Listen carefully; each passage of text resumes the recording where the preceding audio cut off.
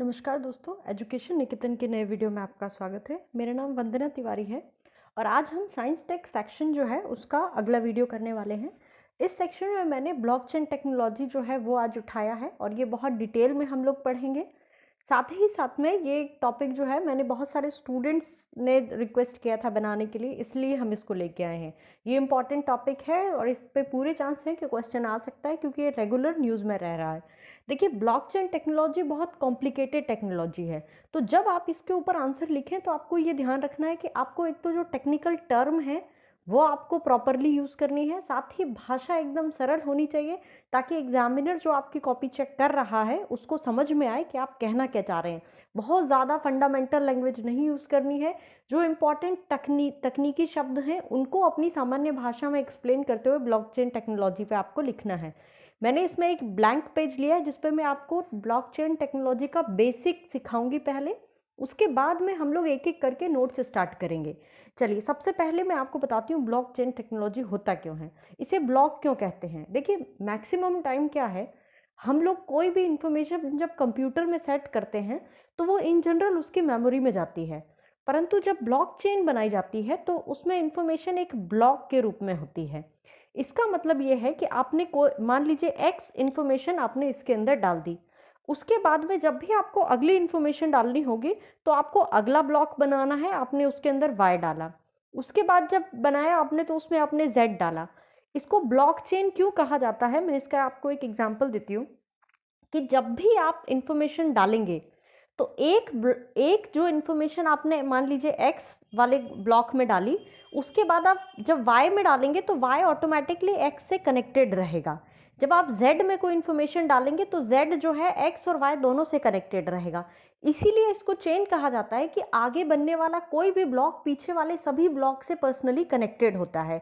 इसीलिए इसको block chain technology कहता है, अर्थात ब्लॉक और जिनकी चेन बनी हुई है सूचना के रूप में। तो ये अगर ये ऐसा है कि ब्लॉकचेन टेक्नोलॉजी फिर इतनी महत्वपूर्ण क्यों है, इसका मैं आपको एक एग्जांपल बताती हूँ। जो लोग कॉमर्स के स्टूडेंट हैं उन्होंने खाता बही के बारे में या लेजर के बारे में पढ़ा होगा। तो वास्तव में ब्लॉकचेन टेक्नोलॉजी आधुनिक आधार पर बनाया गया एक लेजर है या खाता बही है। मैं इसको समझाती हूँ कैसे। मान लीजिए ये खाता है, ठीक है। इस खाते के अंदर सारी सूचनाएं डाली गई हैं। यहाँ मान लीजिए 1930 की कोई सूचना डाली गई कि वंदना वशिष्ठ या मान लीजिए रविशंकर तिवारी के पिताजी जो हैं उनका अवधेश तिवारी जी ने 5 लाख रुपए का कोई खेत खरीदा 1930 के अंदर। उसके बाद में 1945 में उन्होंने ये खेत किसी थर्ड पर्सन को बेच दिया। मान लीजिए अनंत कुमार को उन्होंने 6,30,000 में ये बेच दिया। तो इसमें अगली एंट्री यहाँ हुई। उसके बाद 1970 में इनके बेटे ने रविशंकर तिवारी ने दोबारा उसको 9 लाख में खरीदा। उसके बाद में 2013 में उन्होंने उसको 11 लाख में बेच दिया। अब आप देखिए, अगर हम लोग नॉर्मल कंप्यूटर देखेंगे तो उसमें या नॉर्मल जो डेटा डालने का माध्यम होता है उसमें क्या करेंगे कि मान लीजिए आपने ऑनरशिप लिखनी है, तो पहले उन्होंने देखा 1930 में इनकी थी, तो वो क्या करेंगे, अभी आज मेरे को अगर कोई डेटा डालना है तो मैं क्या करूंगी, सीधे देखूंगी 2013 में रविशंकर तिवारी ने किसी थर्ड पर्सन को बेच दिया, तो प्रेजेंट ऑनरशिप रविशंकर तिवारी 2013 में खरीदा। ये जो बीच का जितना डेटा है ना, ये सारा गायब हो जाएगा इसके अंदर। परंतु जब हम लोग ब्लॉकचेन टेक्नोलॉजी की बात करते हैं तो वो खाता बही के रूप में काम करती है। खाता बही में कभी भी पुराना जो डेटा होता है उसको काटा नहीं जाता है, एक नया डेटा ऐड कर दिया जाता है। और उसको कैसे ऐड किया जाता है कि मान लीजिए आपने लिखा ये हमारा ब्लॉक है, ठीक है। इसमें आपने यहाँ डाला इंफॉर्मेशन एक्स, फिर आपने डाली वाई, फिर आपने डाली जेड। कल को जो एक्स इंफॉर्मेशन थी, एक्स वाली सूचना जो है उसमें बदलाव आया, मतलब ये एक्स वाली सूचना जो पहले 5 लाख थी अब ये बदल के 3 लाख हो गई। तो हम लोग जब जेड के बाद में अगला जेड के बाद मान लीजिए ए हम ऐड करते हैं तो हम क्या लिखेंगे, एक्स को ए पढ़ा जाए। मतलब अब एक्स की एंट्री जहां जहां होगी वहां ए आ जाएगा, न कि एक्स को यहां मिटा करके हम ए लिखेंगे। आया समझ में कि हम लोग ऐसा नहीं है कि यहाँ पे ए कर देंगे, हम लोग एक नया ब्लॉक ऐड करेंगे जिसमें ये लिखेंगे कि एक्स को अब ए पढ़ा जाए। मेरे ख्याल से आपको थोड़ा बहुत समझ आ रहा होगा, नहीं आ रहा होगा तो मैं आपको दोबारा समझा देती हूँ। ब्लॉकचेन टेक्नोलॉजी क्या होती है, इसके अंदर ब्लॉक बनाए जाते हैं। हर एक ब्लॉक के अंदर एक निर्धारित सूचना होती है और हर अगला ब्लॉक जो है वो पिछले ब्लॉक से कनेक्टेड होता है, और ये सभी ब्लॉक एक दूसरे से कनेक्ट होकर के एक चेन बनाते हैं, इसीलिए इसको ब्लॉकचेन टेक्नोलॉजी कहा जाता है। इस चेन का क्या महत्व है ये मैं आपको आगे बताऊंगी। ये एक टाइप का सार्वभौमिक लेजर या यूनिवर्सल लेजर है। इसका अर्थ ये है कि एक प्रकार की ये क्लाउड, आप जानते होंगे कि आपको अपने फ़ोन में कुछ भी सेव नहीं करना पड़ता है। क्लाउड टेक्नोलॉजी जब होती है, सारा का सारा इंटरनेट पे ही आपको एक मेमोरी उपलब्ध करा दी जाती है जहाँ पे आप अपना डेटा और सारी इन्फॉर्मेशन सेव कर सकते हैं। तो क्लाउड पे बनाया गया ये एक तरह का खाता बही है। इस खाता बही में सारी सूचनाएं एकत्रित की जाती हैं और पुरानी सूचना जो है उसमें कोई भी बदलाव करने के लिए पिछली सूचना को मिटाया नहीं जाता, एक नई सूचना डाल दी जाती है और उसमें ये डाल दिया जाता है कि आज से इस सूचना को उसकी जगह पे पढ़ा जाए। तो इस तरीके से क्या होता है कि बिना किसी बदलाव के ये चेन आगे तक चलती रहती है। और यूनिवर्सल लेजर का अर्थ क्या होता है मैं आपको बताती हूँ। मान लीजिए ये ए इंसान है जो अमेरिका में बैठा हुआ है, ये बी इंसान है जो दिल्ली में बैठा हुआ है। ए इंसान को बी इंसान के लिए पैसे भेजने हैं, ठीक है। अब ए इंसान क्या करेगा, सबसे पहले अमेरिकन यूनियन या कोई भी एक बैंक के अंदर जाएगा और उसने इसको 6 लाख रुपए दिए, ठीक है। उसके बाद में ये बैंक क्या करेगी, यहाँ पर जो बैंक है उसको ये इन्फॉर्मेशन देगी। साथ ही साथ में मान लीजिए यहाँ से जो कोई मनी ट्रांसफ़र वाली कंपनी है उसको पास में इन्फॉर्मेशन जाएगी। साथ ही साथ क्योंकि इसने यहाँ से दूसरे देश में पैसा भेजा है तो अमेरिका की सरकार के पास में ये सूचना भेजी जाएगी कि फलाने इंसान ने इस इंसान के लिए इस बैंक में इस दिन पैसा भेजा। आ रहा है आपको समझ में? कैसे भेजेंगे, इस इंसान ने इस इंसान के लिए पैसा भेजा। प्रोसेस आपको बहुत छोटी नजर आ रही है, बट जब इसका खाता बही बनेगा तो किस तरीके से बनेगा। इसका एक खाता बही उस बैंक में बनेगा जिस बैंक के माध्यम से ये पैसा भेज रहा है, एक उस बैंक में बनेगा जिस बैंक के पास में पैसा आ रहा है, ठीक है। इस इंसान जो इंसान प्राप्त कर रहा है इसके खाते में उसकी सूचना आएगी, ये अपने इनकम टैक्स या अपनी जो लेजर होगा उसमें डाला जाएगा, इसके व्यक्तिगत खाते में से पैसे काटे जाएंगे। साथ ही साथ में यहाँ पे अमेरिका की सरकार का जो खाता बही होगा, आयकर वाला या जो भी इंफॉर्मेशन जो वो आय की या भेजने की रेमिटेंस की रखते हैं, वहाँ पे उनका जो खाता बही होगा उसमें एंट्री होगी। यहाँ भारत सरकार का आयकर या प्रवर्तन निदेशालय में जो एक खाता बही होगी उसके अंदर एंट्री होगी। तो यहाँ पे अब आप देख रहे हैं टोटल 4 और 5 6 अलग अलग खाता बही या लेजर जो हैं उनमें इसकी एंट्री हो रही है। बट अगर हम लोग ऐसा करें कि ये इंसान इस इंसान के लिए पैसा भेज रहा है और ये हम लोगों ने बना दिया एक यूनिवर्सल लेजर, ये इस इंसान की बैंक है, ये इस इंसान की बैंक है, ये भारत की सरकार है, ये अमेरिका की सरकार है। सबसे पहले इस वाले व्यक्ति की बैंक ने इसके अंदर एंट्री की, इस वाली बैंक ने उसको देखा और इसी यूनिवर्सल लेजर पे उसने टिक करके एक अलग ब्लॉक बना दिया। इसने एक ब्लॉक बना करके डाला कि इसका ये पैसा इसके अंदर आ गया है। इस वाली बैंक ने इसी लेजर में उसको टिक करा के अगर अलग ब्लॉक बना दिया कि पैसा प्राप्त किया और इसको ट्रांसफ़र कर दिया गया। भारत की सरकार ने क्या किया, इसी लेजर पे एक और एंट्री कर दी जिसमें उसने, अमेरिका की सरकार ने क्या किया, एक और एंट्री करी जिसने उसकी इन दोनों बातों की पुष्टि की कि यहाँ से पैसा भेजा गया और यहाँ पर जो यहाँ से पैसा भेजा गया और इस वाले में पैसा आया।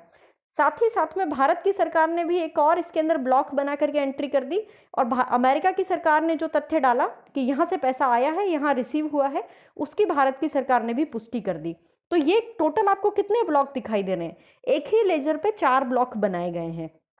इसका फायदा क्या हुआ कि अलग अलग जगह पे आपको लेजर या खाता बही बनाने की जरूरत नहीं पड़ी। साथ ही साथ आप इसका आपको दूसरा फायदा क्या हुआ कि समय की बहुत ज़्यादा बचत होती है। कि अगर मान लीजिए आयकर विभाग को कल को इस इंसान के खाते के बारे में जानकारी निकालनी है तो वो सीधे सीधे इसके बारे में जो इन्फॉर्मेशन पब्लिक लेजर पे अवेलेबल है उसको चेक करेगा और इस व्यक्ति से संबंधित जितना भी डेटा है वो उसको एक लेजर के ऊपर मिल जाएगा, वो वहाँ से उस डेटा को रिसीव कर लेगा। इसको भी अगर कोई इन्फॉर्मेशन अपने बारे में निकालनी है यहाँ से तो उसको किसी बैंक को लिख के देने की आवश्यकता नहीं पड़ेगी कि आप मुझे मेरा जो उसका स्टेटमेंट है वो निकाल के दीजिए। वो सीधे कंप्यूटर से लॉगिन करेगा, अपने पब्लिक लेजर पे जाएगा, उसको डाउनलोड करेगा और किसी को भी उसको वेरीफाई कर सकता है। तो ये जो है मैं आपको बता रही हूँ ब्लॉकचेन का बेसिक मिनिमम। ब्लॉक्स के अंदर इंफॉर्मेशन जो है वो डाली जाती है, एक ब्लॉक दूसरे ब्लॉक से जुड़ा हुआ रहता है, इसीलिए इसको ब्लॉकचेन कहा जाता है। ये एक तरीके का यूनिवर्सल खाता बही है ये तो हो गई इसकी बेसिक इन्फॉर्मेशन जो आपको बतानी है, मुझे जो आपको स्टार्टिंग में लिखनी है। इसके बाद में जैसे जैसे हम पॉइंट करेंगे वैसे वैसे मैं आपको ब्लॉकचेन के बारे में डिटेल में बताती जाऊंगी। देखिए, ब्लॉकचेन आंकड़ों के संग्रहण का एक तरीका है जिसमें सूचना ब्लॉक या खंड के रूप में संरक्षित की जाती है। यह एक प्रकार की विभाजित या डिस्ट्रीब्यूटेड लेजर टेक्नोलॉजी है। इसको हम आगे समझेंगे जब हम लोग ब्लॉकचेन की आवश्यकता के बारे में बात करेंगे। ब्लॉकचेन तकनीक में सूचना को एक ब्लॉक में एकत्रित किया जाता है व नई सूचना नए ब्लॉक में रखी जाती है। हर नया ब्लॉक पुराने ब्लॉक से जुड़ा हुआ तथा अंतर संबंधित रहता है। किसी भी एक ब्लॉक में बदलाव करने हेतु पूरी ब्लॉक में बदलाव करना होता है। ठीक है, इसका ये मैं आपको समझाती हूँ ये क्या कहना चाह रहा है। ये कहना चाह रहा है, मान लीजिए मैंने एक ब्लॉकचेन बनाई। अब मान लीजिए कोई थर्ड पर्सन हैकर है, वो ये चाहता है कि यहाँ से कोई भी इंफॉर्मेशन, अब हम खाते वाली इंफॉर्मेशन को भूल जाते हैं, कोई सी भी इंफॉर्मेशन, मान लीजिए एक ब्लॉकचेन है जिसके अंदर यहाँ जो है वो X जो है उसके लैंड रिकॉर्ड के बारे में लिखा हुआ है, यहाँ Y के लैंड रिकॉर्ड के कि उसके पास कितनी भूमि है। मान लीजिए कोई हैकर आया, उसने क्या किया, नॉर्मल कंप्यूटर के अंदर इस वाले इंफॉर्मेशन को उठाया और इसको यहाँ से काट दिया और उसने Y की जगह लिख दिया कि ये प्रॉपर्टी जो है ये वास्तव में, ये प्रॉपर्टी वास्तव में जो है वो Z की प्रॉपर्टी है, Z की प्रॉपर्टी है। तो देखिए इसका अब नुकसान क्या होगा Z को, इसका अब नुकसान क्या होगा Z को, इसका नुकसान ये होगा कि कोई भी हैकर जो है वो इंफॉर्मेशन को बीच में चेंज कर सकता है। मान लीजिए ये X की थी, ये Y की थी, अब उसने इसको बदल करके यहाँ Z की कर दिया हैकर ने। बट ब्लॉकचेन टेक्नोलॉजी के अंदर क्या होगा कि मान लीजिए ये ब्लॉक है, इसके अंदर ये X है, ये Y है और ये Z, क्योंकि ये इससे कनेक्टेड है, ये इससे कनेक्टेड है और ये आपस में सभी कनेक्टेड हैं। तो अगर Y के अंदर इसको चेंज करना है तो उसको X में भी चेंज करना पड़ेगा, उसको Z में भी, उसको A में भी, B में भी, आगे जितने भी ब्लॉक हैं उसको पूरे को जो है चेंज करना पड़ेगा, जो किसी भी हैकर के लिए आज की उपलब्ध टेक्नोलॉजी में लगभग असंभव है। इसी कारण से ब्लॉकचेन टेक्नोलॉजी को ज़्यादा सुरक्षित कहा जाता है। ठीक है, अब हम लोग आगे आते हैं कि ब्लॉकचेन टेक्नोलॉजी की क्या आवश्यकताएं हैं या इसका महत्व क्या है। सबसे पहला तो ये कि आंकड़ों की सुरक्षा प्रदान करती है। देखिए, ब्लॉकचेन टेक्नोलॉजी जब बनाई जाती है या कोई ब्लॉकचेन बनाई जाती है तो उसमें एल्गोरिथम का यूज़ किया जाता है। एल्गोरिथम का मतलब ये होता है कि बहुत कठिन तरीके के गणित के सवाल जो हैं वो हल करने हैं। मान लीजिए कुल 5 कंप्यूटर्स हैं। ठीक है, सबसे पहले मैं आपको जो चीज़ बताना चाहती हूँ कि देखिए ये एक तरीके का डिस्ट्रीब्यूटेड नेटवर्क होता है। नेटवर्क 3 प्रकार के बनाए जाते हैं अधिकांशतः। एक होता है केंद्रीकृत नेटवर्क जिसमें एक बहुत बड़ा कंप्यूटर या सर्वर होता है और बाकी सारे कंप्यूटर्स जो हैं वो इससे संबंधित होते हैं। तो ये हो गया है सेंट्रलाइज्ड या केंद्रीकृत सिस्टम। दूसरा सिस्टम जो होता है उसको विकेंद्रीकृत सिस्टम कहते हैं। मान लीजिए ये एक कंप्यूटर है, इससे 3 कंप्यूटर जुड़े हुए हैं एक सर्वर से, ये सर्वर दूसरे सर्वर से जुड़ा हुआ है, इससे 5 कंप्यूटर जुड़े हुए हैं, 4 कंप्यूटर जुड़े हुए हैं। तो इसको कहा जाता है जो है decentralize system. But distributed system जो है वो ब्लॉकचेन टेक्नोलॉजी में यूज़ किया जाता है। डिस्ट्रीब्यूटेड सिस्टम का मतलब ये होता है कि मान लीजिए एक कंप्यूटर, 2 कंप्यूटर, 3, 4, 5, 6, ये सभी कंप्यूटर एक दूसरे से जुड़े हुए रहेंगे।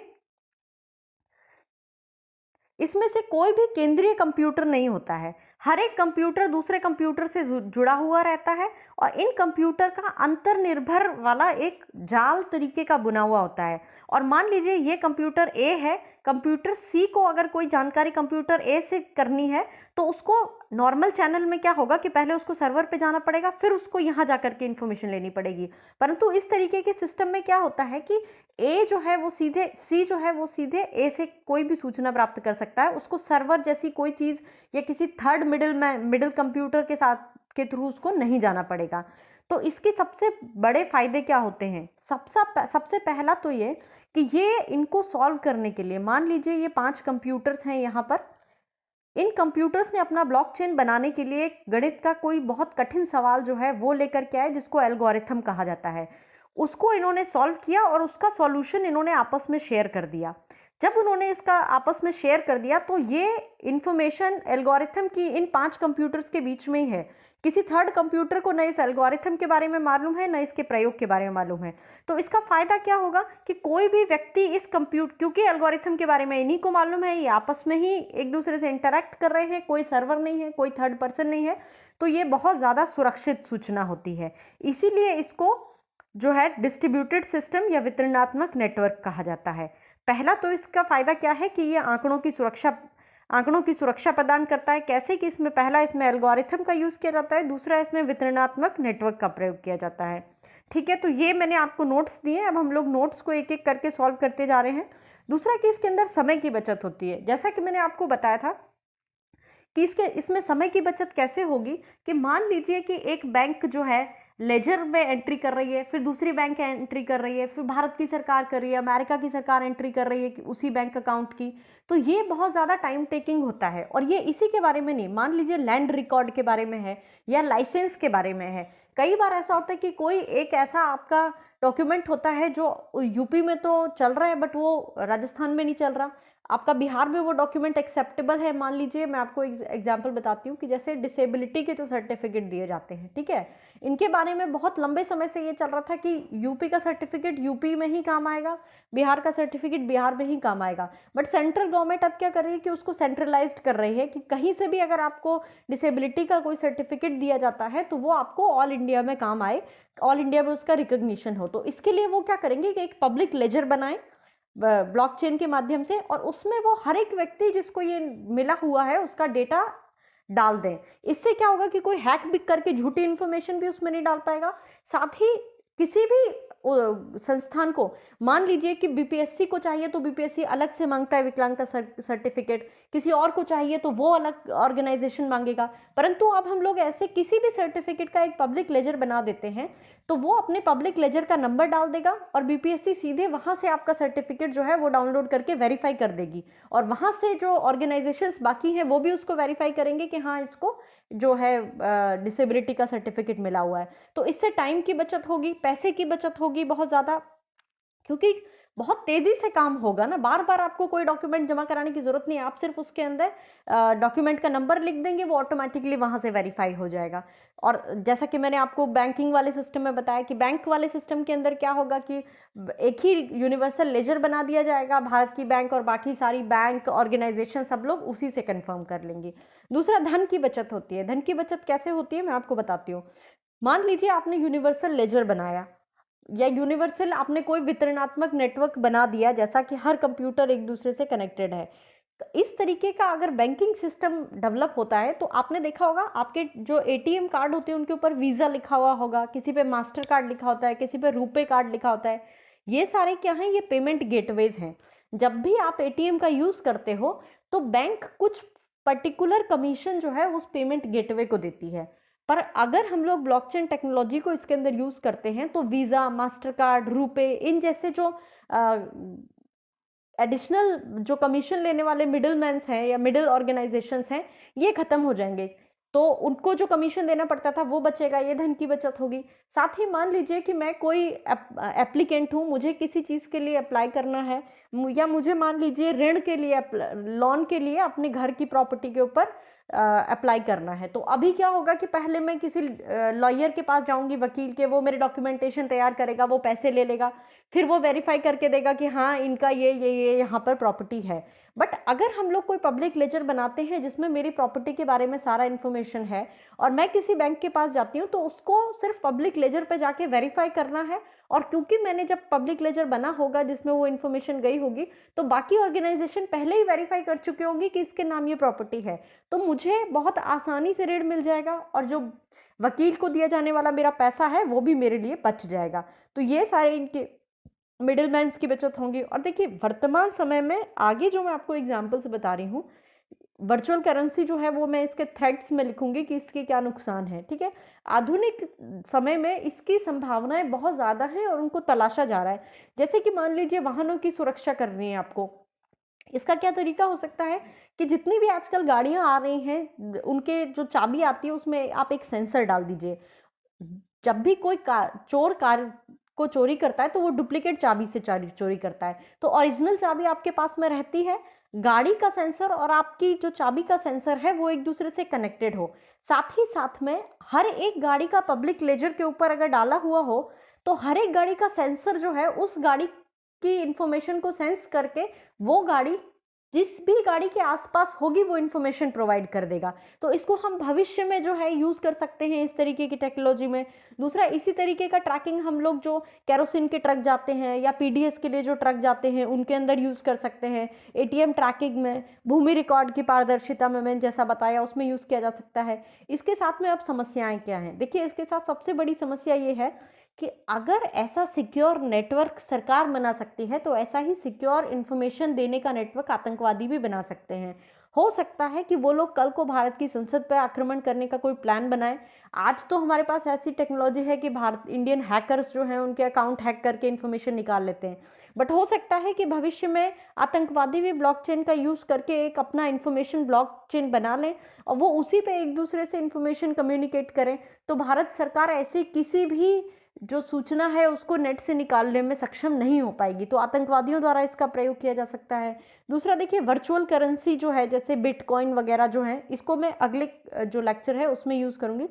वर्चुअल करेंसी जो है उसको समानांतर उसको बनाया जा सकता है। और वर्चुअल करेंसी क्यों मुश्किल है आज के समय में? क्योंकि देखिए, वर्चुअल करेंसी का उपयोग किसी भी सेंट्रल बैंक के थ्रू नहीं हो रहा है। ये अपने आप में जनरेट होने वाली एक करेंसी है जिसके पीछे कोई भी बैकअप नहीं है, किसी सरकार का उसको समर्थन नहीं है। तो हो सकता है इस पैसे का प्रयोग आतंकवाद के वित्तीयन के लिए हो, ब्लैक मनी जो है उसके लिए प्रयोग किया जाए।